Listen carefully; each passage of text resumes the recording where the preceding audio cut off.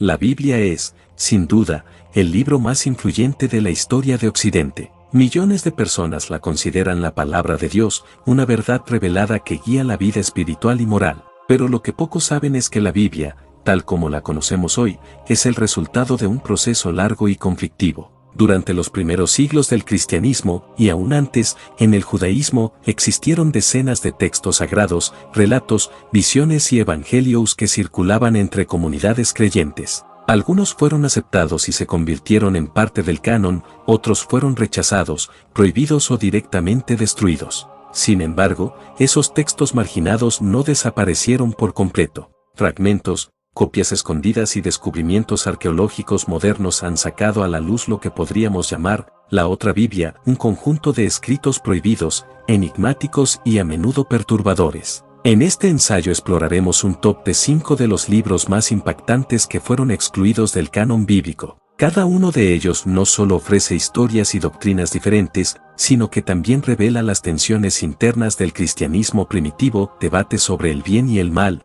el poder de las mujeres, el papel de los ángeles, el sentido del sacrificio y el destino final de los seres humanos. El libro de Enoc, contexto histórico. El libro de Enoc, o 1 Enoc, es un texto judío apocalíptico escrito entre los siglos 3 a.C.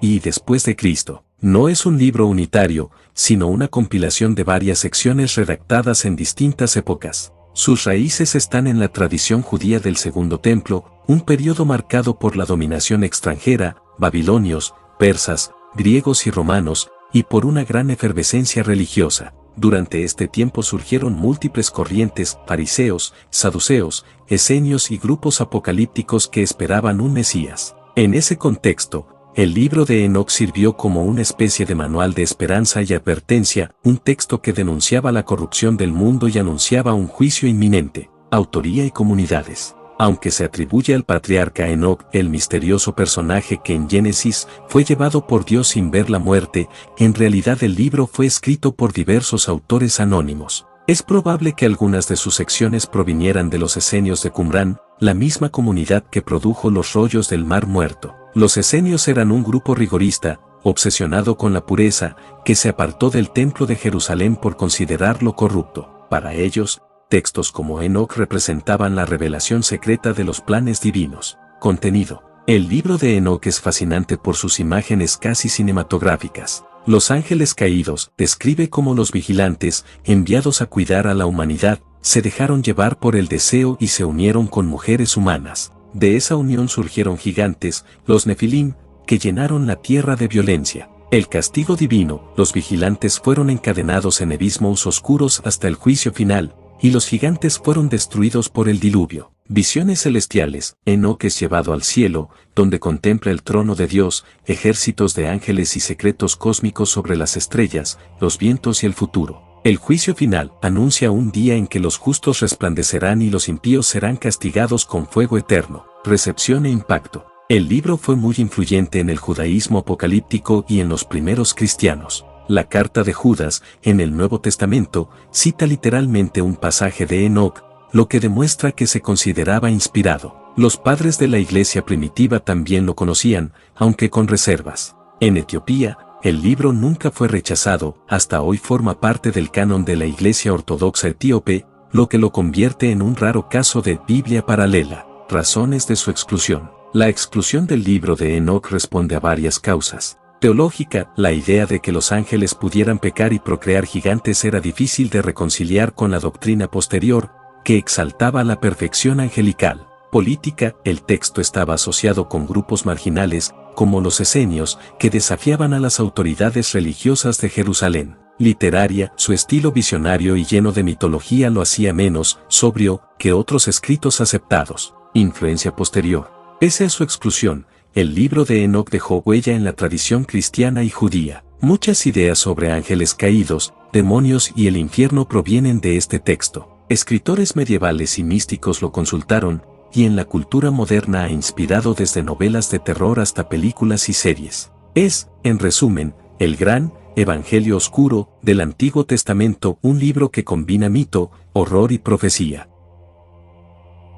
El Evangelio de Judas. Contexto histórico. El Evangelio de Judas es un texto del siglo II d.C., escrito en el marco de un movimiento conocido como gnosticismo. Los gnósticos no eran una secta unificada, sino una corriente muy diversa de comunidades cristianas y judeocristianas que compartían ciertas ideas. El mundo material es imperfecto y corrupto, creado no directamente por Dios, sino por un Dios menor o demiurgo. La verdadera salvación no viene de los ritos, ni de la fe ciega, sino del conocimiento secreto, gnosis, que libera el espíritu de la cárcel del cuerpo. Jesús no era simplemente un redentor que murió en la cruz, sino un maestro que revelaba conocimientos ocultos a quienes podían entenderlos. El Evangelio de Judas fue probablemente escrito en Egipto, cuna de muchas comunidades gnósticas. El manuscrito más famoso se descubrió en los años 70 en la región de Alminya, aunque su publicación oficial llegó en 2006 tras un largo proceso de restauración. Autoría y comunidades. El texto no fue escrito por Judas Iscariote, sino que se le atribuye simbólicamente. Los autores reales fueron probablemente gnósticos cainitas, un grupo que reinterpretaba las figuras malditas de la Biblia, Caín, Esaú, Judas, como héroes secretos, pues desafiaban a un Dios creador injusto. En este sentido, el Evangelio de Judas buscaba dar la vuelta a la narrativa oficial, donde la Iglesia veía un traidor, los gnósticos veían al discípulo más iluminado. Contenido. El texto comienza con escenas en las que Jesús se ríe de sus discípulos porque no comprenden quién es realmente. Mientras ellos insisten en rituales y sacrificios, Judas es el único que se atreve a hacerle preguntas profundas. En un momento clave, Jesús le dice: «Tú lo superarás a todos ellos, porque tú sacrificarás al hombre que me reviste». Es decir, Jesús le revela a Judas que su misión es entregarlo, pero no como traición, sino como un acto necesario. Al entregar el cuerpo, Judas permitirá que el Espíritu Divino de Jesús se libere y regrese a su lugar celestial. El Evangelio también contiene largas visiones cósmicas, describe jerarquías de ángeles, estrellas y mundos invisibles. No es un texto narrativo como los evangelios canónicos, sino más bien una revelación mística en la que Judas aparece como el único discípulo que entiende. Recepción e impacto. En la antigüedad, este evangelio fue rechazado y condenado. Ireneo de León, uno de los padres de la Iglesia, lo menciona hacia el año 180 d.C. en su obra Contra las herejías. Allí denuncia que los cainitas tienen un evangelio de Judas y que lo usan para justificar la traición. Durante siglos, se creyó perdido. Solo se tenía noticia de él por las críticas de los obispos. Su redescubrimiento en el siglo XX causó un enorme impacto porque confirmaba que existía una tradición que veneraba a Judas como el discípulo elegido. Razones de exclusión. La exclusión del Evangelio de Judas fue tajante por varias razones. Contradicción teológica. El cristianismo necesitaba a Judas como traidor,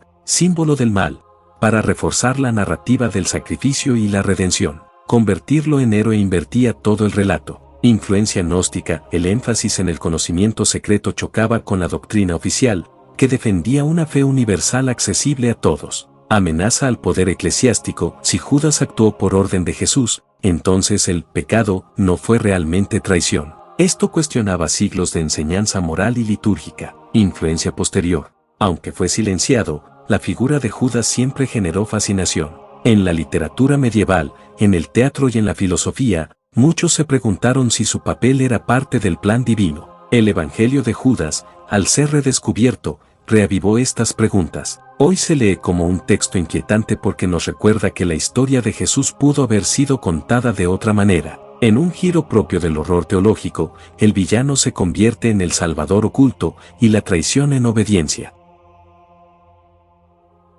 El Evangelio de Tomás. Contexto histórico. El Evangelio de Tomás es uno de los descubrimientos más sorprendentes de la arqueología moderna. Fue hallado en 1945 en Nag Hammadi, Egipto, junto a otros 51 textos gnósticos enterrados en vasijas de barro. Estos documentos, escritos en copto, habían permanecido ocultos por casi 1600 años. La datación del Evangelio de Tomás es motivo de debate. La mayoría de los estudiosos sitúa su redacción original en griego entre los años 50 y 140 d.C. Esto significa que podría ser contemporáneo o incluso más antiguo que algunos evangelios canónicos, lo que lo convierte en una fuente de enorme importancia para entender al Jesús histórico. Su nombre se debe al apóstol Tomás, llamado en los evangelios Dídimo o el gemelo. Según la tradición gnóstica, Tomás habría recibido enseñanzas secretas de Jesús. Autoría y comunidades. No existe evidencia de que Tomás haya sido el autor. Lo más probable es que fuera redactado por una comunidad de cristianos gnósticos de Siria o Egipto, que buscaban conservar lo que consideraban las verdaderas palabras de Jesús. A diferencia de los evangelios narrativos, Mateo, Marcos, Lucas y Juan, este es un evangelio de dichos, Lougie. Se limita a registrar frases atribuidas a Jesús, sin relatos de milagros, crucifixión o resurrección. Esto sugiere que su interés no era contar una historia, sino transmitir sabiduría espiritual. Contenido. El Evangelio de Tomás contiene 114 sentencias atribuidas a Jesús. Algunas coinciden con los evangelios canónicos, pero otras son radicalmente distintas. Entre las más impactantes: el reino está dentro de ti y fuera de ti. Cuando te conozcas a ti mismo, entonces serás conocido, y sabrás que eres hijo del Padre viviente. Si sacas lo que hay dentro de ti, lo que saques te salvará. Si no lo sacas, lo que no saques te destruirá. Yo os guiaré, pero lo que buscáis ya está dentro de vosotros. En estas frases se aprecia una visión distinta. Jesús no aparece como un Mesías sacrificado por los pecados del mundo, sino como un maestro que invita al autoconocimiento y a descubrir lo divino en el interior del ser humano. Este mensaje es profundamente gnóstico, pues insiste en que la verdadera salvación no se logra mediante instituciones, sino mediante un viaje interior de revelación personal, recepción e impacto. Durante los primeros siglos, el Evangelio de Tomás circuló en diversas comunidades cristianas. Algunos padres de la Iglesia sabían de su existencia y lo rechazaban. Orígenes de Alejandría, por ejemplo, menciona un evangelio atribuido a Tomás como parte de los escritos apócrifos que no deben leerse. El texto desapareció durante más de 1000 años, hasta su hallazgo en Nag Hammadi. Su descubrimiento causó una revolución en los estudios bíblicos porque mostró que existía una corriente de cristianismo más filosófica, introspectiva y menos dogmática que la que se impuso como oficial. Hoy en día, es objeto de intensos debates. Algunos investigadores consideran que preserva dichos auténticos de Jesús, más cercanos al original que los relatos canónicos. Otros lo ven como una reelaboración gnóstica posterior. Razones de exclusión. La exclusión del Evangelio de Tomás del canon bíblico puede explicarse por varias razones. Negación del sacrificio, no menciona la pasión, la crucifixión y la resurrección, pilares de la fe cristiana. Autonomía espiritual, su mensaje de que el reino está dentro de ti, socava la necesidad de mediadores, sacerdotes, iglesias, sacramentos. Esoterismo, al insistir en un conocimiento secreto reservado a unos pocos, contradecía la vocación universal del cristianismo oficial. En otras palabras, el Evangelio de Tomás no era compatible con una iglesia que se consolidaba como institución de poder y control. Influencia posterior. Aunque fue excluido, muchas de sus ideas sobrevivieron de manera velada. El énfasis en la espiritualidad interior reaparece en corrientes místicas como el sufismo islámico, la cábala judía y el misticismo cristiano medieval.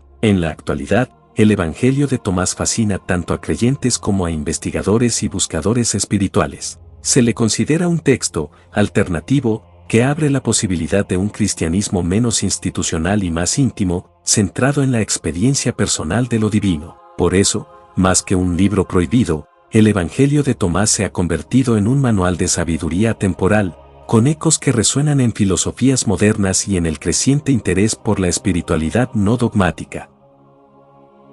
El Evangelio de María Magdalena, contexto histórico. El Evangelio de María es uno de los textos más reveladores sobre la diversidad del cristianismo primitivo y, a la vez, uno de los más incómodos para la tradición oficial. Se estima que fue escrito en el siglo II d.C., en un entorno cristiano gnóstico. El manuscrito más completo que se conserva está en copto y fue descubierto en 1896 en Egipto, como parte del llamado Códice de Berlín. Otros fragmentos griegos fueron hallados posteriormente en Oxirrinco, lo que confirma que circulaba ampliamente en el mundo helenístico. Su existencia prueba que, en los primeros siglos, no solo había múltiples evangelios, sino también versiones alternativas del papel de las mujeres en la comunidad cristiana. Autoría y comunidades. Aunque se le atribuye a María Magdalena, no fue escrito por ella. Como sucede con otros evangelios, su autor es anónimo, probablemente perteneciente a una comunidad gnóstica que valoraba a María como discípula privilegiada de Jesús.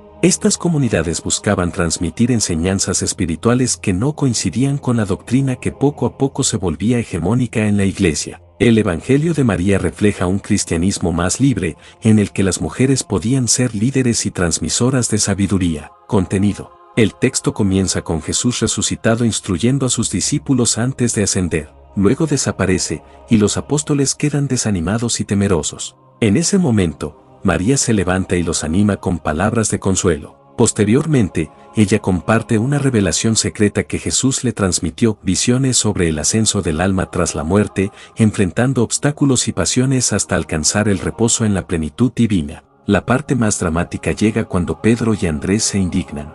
Pedro cuestiona cómo Jesús pudo revelar tales cosas a una mujer y no a ellos. Andrés acusa a María de inventar la visión. Sin embargo, Leví, probablemente Mateo, la defiende, diciendo que si Jesús la consideró digna, nadie debe rechazarla. Este episodio deja claro que María no solo era vista como una testigo, sino como una maestra con autoridad espiritual sobre los demás discípulos. Recepción e impacto. El Evangelio de María circuló en comunidades gnósticas y fue leído como testimonio de un cristianismo alternativo, donde la revelación no dependía del género ni de la jerarquía, sino de la apertura espiritual. Para la iglesia institucional, en cambio, el texto era incómodo. La tradición ya había consolidado a Pedro como la roca sobre la cual se fundaba la iglesia. Reconocer a María como líder implicaba cuestionar ese fundamento patriarcal. El resultado fue su silenciamiento. Durante siglos solo sobrevivieron fragmentos, y no fue hasta el siglo XIX que salió nuevamente a la luz.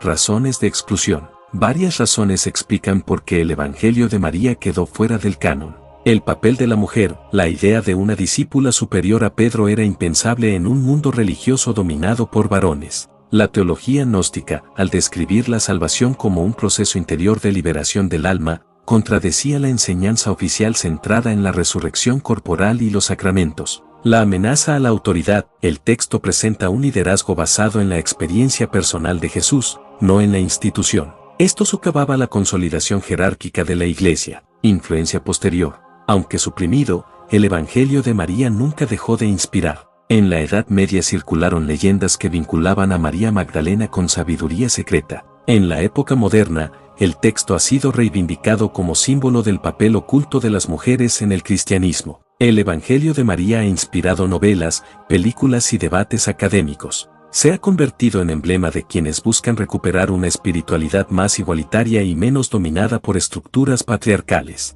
En un plano más inquietante, también plantea una pregunta perturbadora: ¿y si la Iglesia ocultó deliberadamente que la discípula más cercana de Jesús no fue Pedro, sino una mujer? De ser así, la historia del cristianismo habría sido muy distinta.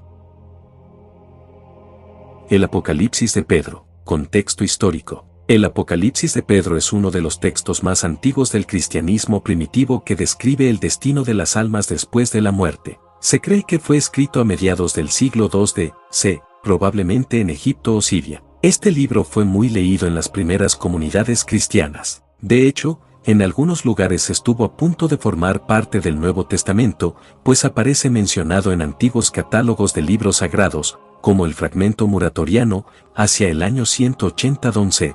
Sin embargo, con el tiempo fue rechazado y desapareció de la tradición oficial. Solo se conservan fragmentos en griego y una versión más amplia en copto, hallada en un códice etíope en el siglo XIX. Autoría y comunidades. Se le atribuye al apóstol Pedro, lo que le daba gran autoridad entre los primeros cristianos. Pero, como ocurre con otros textos, la autoría es seudónima. Fue escrito por un miembro de una comunidad que usó el nombre de Pedro para otorgarle legitimidad. El texto refleja una fuerte preocupación por el más allá, algo común en un tiempo en que el cristianismo luchaba por diferenciarse tanto del judaísmo como de los cultos paganos. Contenido. El Apocalipsis de Pedro es un relato de visiones que Pedro recibe de Cristo. A través de ellas, el apóstol contempla el cielo y el infierno con todo detalle. Entre las descripciones más impactantes se encuentran: los justos resplandecen de alegría en un paraíso lleno de flores y luz. Los pecadores sufren castigos específicos según sus faltas, los blasfemos cuelgan de la lengua. Los adúlteros son atormentados en llamas ardientes. Los asesinos se retuercen en un lago de sangre hirviendo. Las mujeres que se adornaron para seducir cuelgan por los cabellos sobre fuego. Este tono gráfico e inquietante recuerda al infierno descrito siglos después por Dante en la Divina Comedia. De hecho, Algunos estudiosos creen que Dante pudo inspirarse en tradiciones derivadas de este texto. Lo que distingue al Apocalipsis de Pedro es su intento de dar un mensaje moral claro: cada acción humana tiene consecuencias después de la muerte, recepción e impacto. En sus primeros siglos, el texto fue leído con devoción. Clemente de Alejandría, un influyente teólogo del siglo II, lo consideraba inspirador. Incluso algunos obispos lo citaban en sermones. Sin embargo, poco a poco su suerte cambió. La Iglesia comenzó a mirarlo con recelo porque sus descripciones eran demasiado explícitas y sensacionalistas. Además, contenía pasajes que insinuaban la posibilidad de que, al final, todos los condenados serían perdonados, una idea de tono universalista que contradecía la doctrina del castigo eterno. Hacia el siglo V, el Apocalipsis de Pedro ya estaba prácticamente relegado al olvido, sustituido por el Apocalipsis de Juan, mucho más sobrio y útil para fines teológicos y políticos. Razones de exclusión. Las principales razones por las que no entró en el canon fueron: excesivo dramatismo. Sus descripciones del infierno parecían más literatura moralizante que revelación divina. Ambigüedad doctrinal. La sugerencia de un perdón universal resultaba peligrosa para una iglesia que necesitaba el miedo al infierno como herramienta de control. Competencia interna. El Apocalipsis de Juan, el último libro del Nuevo Testamento, terminó imponiéndose como la visión oficial del fin de los tiempos. Influencia posterior. Aunque marginado, el Apocalipsis de Pedro dejó huellas profundas en el imaginario cristiano. Su forma de describir los tormentos del infierno influyó en sermones medievales, en el arte gótico y, más tarde, en obras literarias como la ya mencionada Divina Comedia. Es decir, aunque fue prohibido, sus imágenes del más allá sobrevivieron indirectamente y ayudaron a moldear el miedo religioso que dominó a Europa durante siglos. Conclusión. Los libros que quedaron fuera del canon bíblico no son simples curiosidades arqueológicas, son piezas que muestran la enorme diversidad de voces y visiones que existieron en los primeros siglos del cristianismo. Cada uno de ellos nos habla de un cristianismo más complejo, fragmentado y misterioso de lo que solemos imaginar. El libro de Enoc revela una mitología cósmica de ángeles caídos y castigos celestiales que inspiró al judaísmo y al cristianismo, pero resultaba demasiado fantástico para ser oficial. El Evangelio de Judas muestra a Judas no como traidor, sino como colaborador elegido, desafiando la historia central de la pasión. El Evangelio de Tomás enseña un Jesús maestro de sabiduría interior, que invita al autoconocimiento en lugar de exigir fe ciega en la institución. El Evangelio de María Magdalena reivindica el liderazgo femenino y propone una visión mística que desestabiliza el patriarcado eclesiástico. El Apocalipsis de Pedro ofrece imágenes vívidas del más allá que, aunque rechazadas, marcaron profundamente el imaginario del infierno. Lo que estos textos tienen en común es que representaban alternativas al cristianismo oficial. Fueron marginados porque chocaban con la doctrina que la Iglesia buscaba consolidar, una fe uniforme, jerárquica y bajo control. Su exclusión no fue casual, sino parte de un proceso político y religioso. La Iglesia no podía permitirse evangelios que dieran demasiada autonomía espiritual, que cuestionaran la autoridad de Pedro o que relativizaran el castigo eterno. Hoy, sin embargo, su redescubrimiento nos permite mirar con nuevos ojos. Nos recuerdan que la historia del cristianismo pudo haber sido distinta, más abierta, más mística, menos rígida. Y, sobre todo, nos invitan a reflexionar sobre cómo el poder religioso decide qué voces se escuchan y cuáles se silencian. En ese silencio impuesto, en esos textos olvidados, palpita todavía un misterio que fascina, el de los caminos ocultos del cristianismo, los libros prohibidos que pudieron cambiar la fe de millones.